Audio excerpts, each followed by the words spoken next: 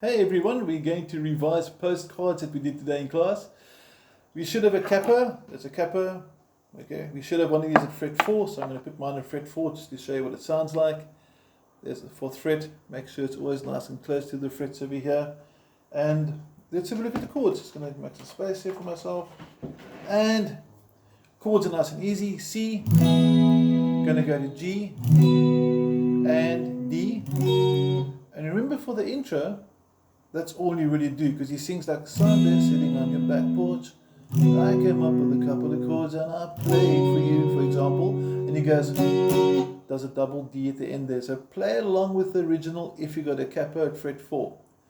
And then the second verse is the same. 1 strum, 2 and 3 and 4. And you just let each chord play through once for 4 beats. And even at the beginning of the bridge, when he sings, and as you're sitting making daisy changes, 1 and 2 and 3 and 4 and 1 and 2 and 3 and 4 and 1 and 2 and 3 and 4. And only when he starts singing, I'm sending,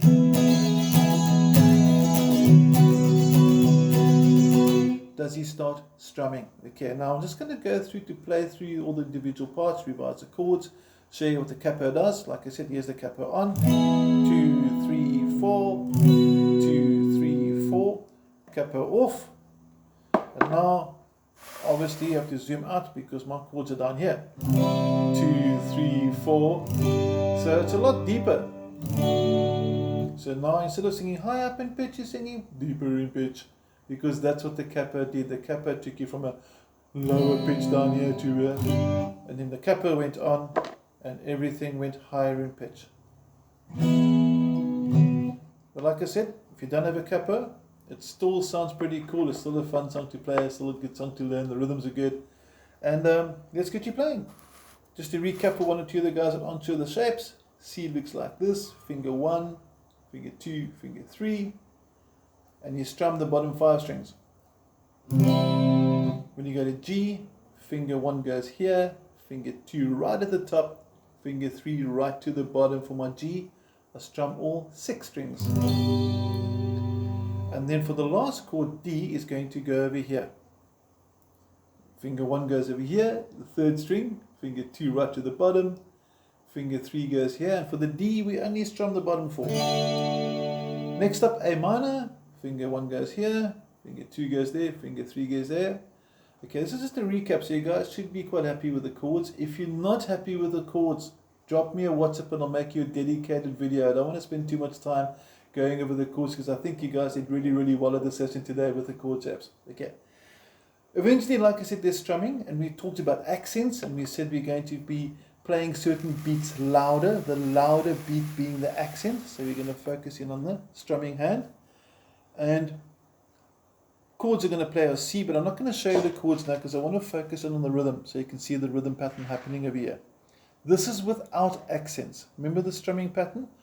Down, down, up, like that. And if I was to count, 1 and 2 and 3 and 4 and. But we said that the 2nd and 4th beat, 1 and 2 and 3 and 4 and. I'm exaggerating that a bit there, but you can hear that the 2nd and 4th beat were louder. We call those louder beats accents. One more time with me. 1 and 2 and 3 and 4 and 1 and 2 and 3 and 4 and. And now we're going to play it twice in a row and a little bit faster. We got your C in place. 1, 2, 3, 4 and. And then you simply go through, if you're looking at your printout of your song that I gave you today, I'm sending postcards. When he sings that part, it's the 4th line in the bridge.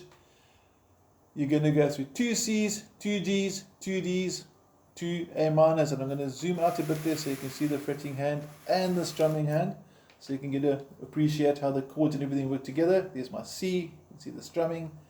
And make sure you're using the same finger numbers as me. Very important. Okay, let's do this. C twice, G twice, D twice, A minor twice. 1, 2, 3, 4.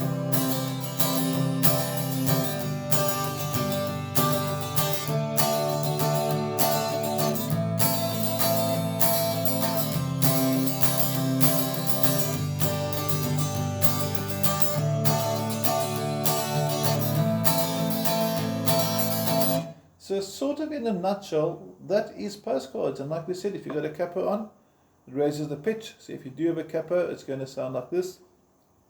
Guys, if you really want a capper and you don't have one, let me know. I've got cappers in stock. I get them from the shop.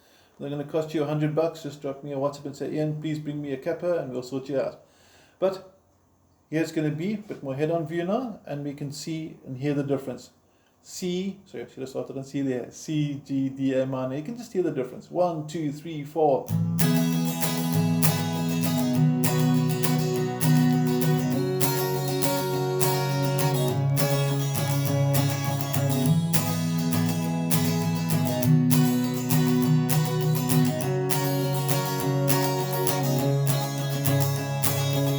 And you can see by my hands movement, I'm really going quite quick. It's quite an up-tempo song the whole way through.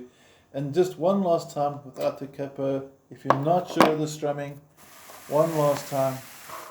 It's going to go C's the top there, playing a C chord. Down, down, up, down, up, down, up, down, down, up, down, up, down, up. So basically you're strumming on almost every beat. You're just missing the first up strum between the count of 1 and 2.